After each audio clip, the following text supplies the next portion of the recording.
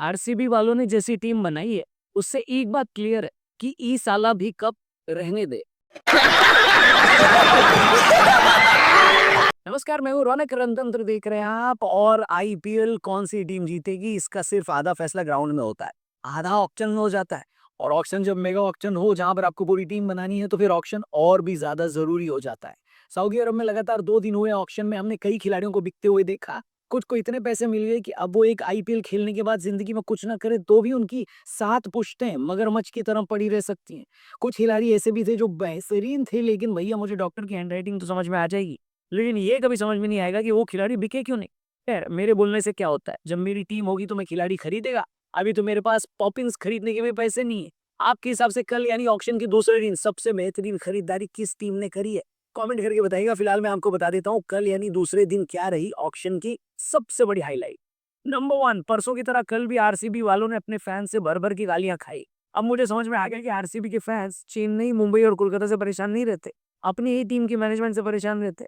कल जब ऑक्शन के टाइम आरसीबी की मैनेजमेंट सो रही थी और सारे बढ़िया बढ़िया प्लेयर उनकी नाक के नीचे से निकले जा रहे थे, उस वक्त आरसीबी के फैंस ऑल इज वेल बोल रहे थे। ये कहकर अपने आप को तसल्ली दे रहे थे कि अभी विल जैक्स को आना है, हमारी टीम उसके लिए पैसे बचा कर रख रही है। लेकिन कल जब विल जैक्स का नाम सामने आया और मुंबई ने उनको 5 करोड़ 25 लाख में खरीद लिया, सब लोग हसत भरी निगाहों से आरसीबी की टेबल की तरफ देख रहे थे कि आरटीएम का इस्तेमाल होगा।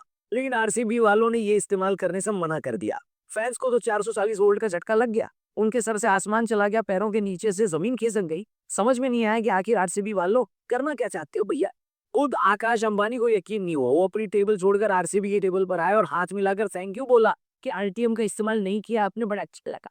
हालांकि कई लोगों को लगता है कि टेबल के नीचे मांडवली हुई है और मुंबई ने विल जैक्स के बदले में आरसीबी को टिम डेविड ले जाने को बोला।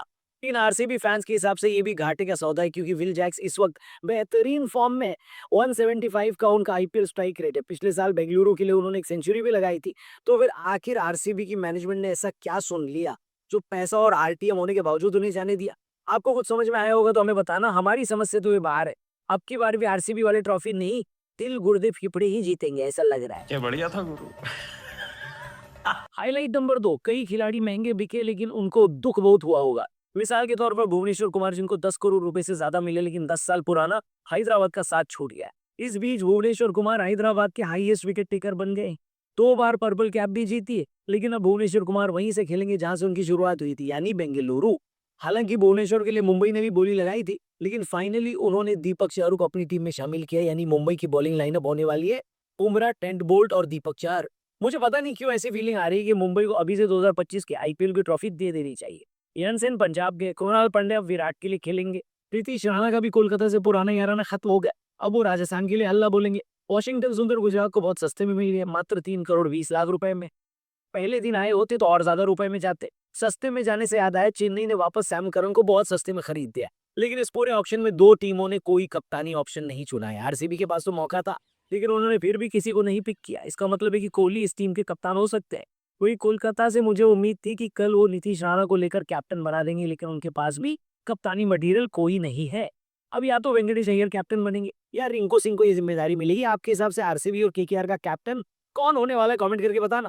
हैरानी की बात यह है कि आईपीएल विनिंग कप्तान डेविड वार्नर अनसोल्ड रहे और अब शायद आईपीएल कभी नहीं खेलेंगे वो। और भी ज्यादा ताज्जुब तब हुआ जब लॉर्ड शार्दुल ठाकुर भी नहीं बिके। लेकिन सच बताऊं तो मेरा दिमाग तब खराब हुआ जब अर्जुन तेंदुलकर का नाम आया और मुंबई वालों ने पेडल नहीं उठाया। मेरा तो भरोसा ही उठ गया था भाई साहब दुनिया से कि अब यहाँ पर नेपोटिज्म भी नहीं चल रहा। बताइए, भाई पूरे करने के लिए एक बार फिर अर्जुन का नाम सामने आया और अब की बार 30 लाख में उनको खरीद लिया गया। अब नेपोटिज्म पर मेरा भरोसा एक बार फिर से कायम है। अब पर कायम हो कि मुंबई की टीम इतनी खतरनाक दिखाई दे रही है कि आईपीएल क्या, दुनिया का कोई भी कप रख दोगे तो वो लोग जीत जाएंगे। गुजरात और हैदराबाद भी सही लग रही है। आपको क्या लगता है कि किस टीम ने बेस्ट स्क्वाड बना है? कमेंट करके बताना। हम आपसे मिलेंगे कल, थोड़ी सी और डिस्कशन करेंगे आईपीएल ऑक्शन पर। बस आप चैनल सब्सक्राइब करके जाना, फेसबुक भी देखें तो पेज को जरूर लाइक करना। सी यू टुमारो, गुड बाय, जय हिंद।